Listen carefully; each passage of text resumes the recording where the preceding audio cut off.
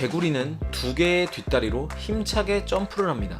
그런데 사진 속 이 개구리의 뒷다리는 왜 이렇게 많을까요? 방사능에 오염된 개체일까요? 아니면 단순한 돌연변일까요?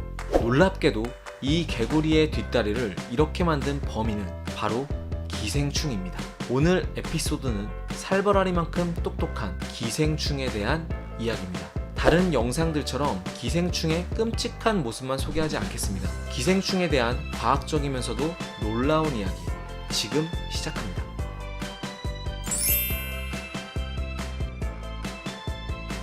(4만 5천여 종의 척추동물에 기생하는 기생충의 종수는 무려 (7만 5천 종). 포유류의 경우 한 종의 평균 10마리, 조류의 경우에는 한 종의 평균 12마리의 기생충이 살고 있습니다. 현존하는 생물종 중 기생충들이 차지하는 비중은 무려 40%에 달합니다.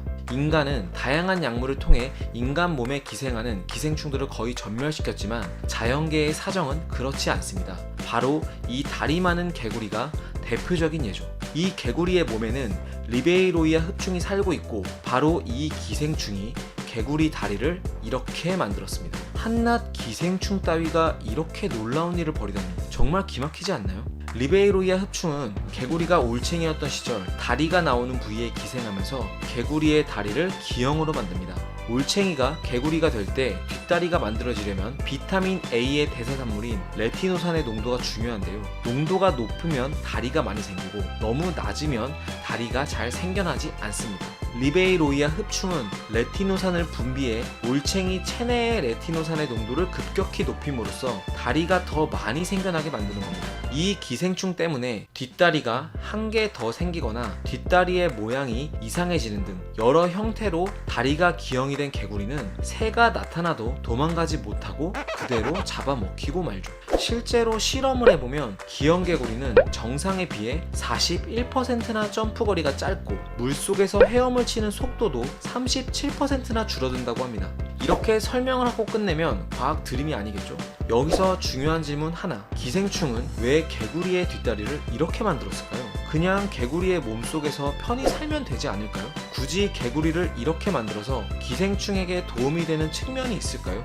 있습니다. 바로 번식입니다. 이 리베이로이아 흡충은 번식을 하려면 최종 숙주인 새가 꼭 필요합니다. 새의 뱃속에서만 성충으로 자랄 수 있고 그 안에서 알을 낳습니다. 따라서 이 흡충에게 개구리는 그저 거쳐가는 환승역일 뿐이고 최종 목적지는 새인 겁니다. 개구리의 다리를 기형으로 만든 건 철저한 사전 계획의 일부였던 셈이죠. 구독자 여러분의 이해를 돕기 위해 이 기생충의 생활사를 함께 살펴보겠습니다.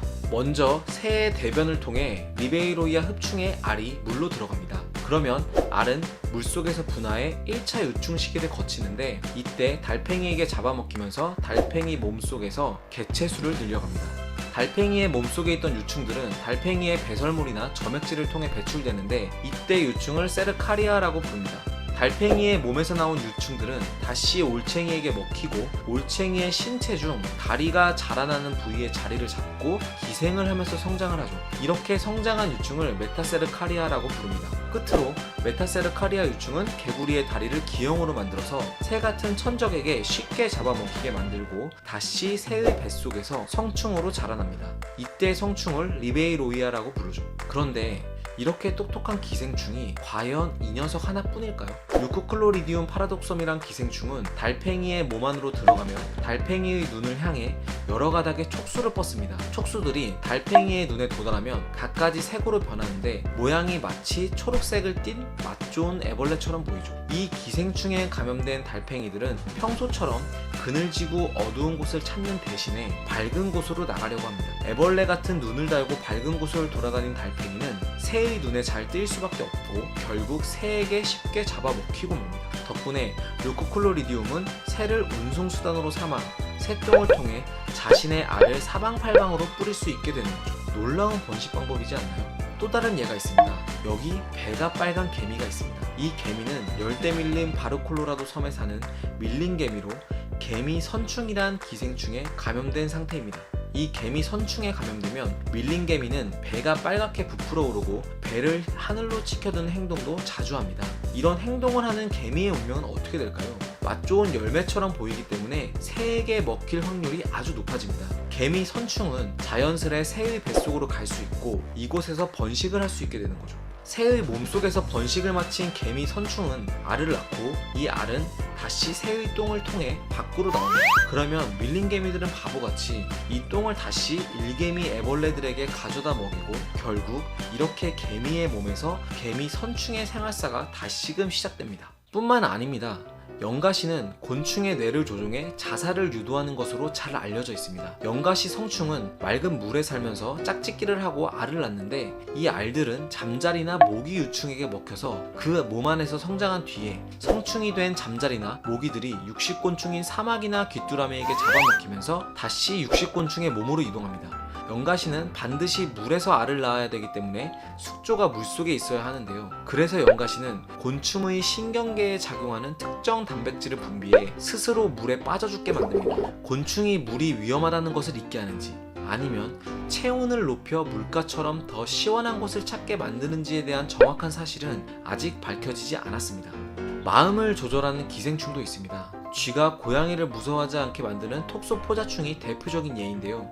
톡소포자충에 감염된 쥐는 고양이를 무서워하지 않습니다. 보통의 쥐는 고양이의 오줌 냄새를 맡으면 도망치기 바쁜데 톡소포자충에 감염된 쥐는 도망치지 않습니다. 오히려 고양이 소변을 뿌려놓은 방에 보통 쥐보다 더 자주 드나든다는 실험 결과가 있을 정도죠. 톡소포자충이 이렇게 쥐의 심리를 조종하는 것도 결국은 번식 때문입니다. 톡소포자충의 최종 숙주는 고양이고 쥐가 고양이에게 더 쉽게 잡아먹혀야만 톡소포자충이 번식의 이득을 누릴 수 있기 때문이죠. 이쯤 되니까 살벌함을 넘어 기생충에게 감탄을 하게 되지 않나요? 우리의 시각에서는 이 기생충들이 정말 끔찍해 보일 수 있지만 실은 기생충들의 이런 생태적 특성은 수많은 세월 동안 자연 선택으로부터 진화한 경이로운 생명 현상일 뿐이죠.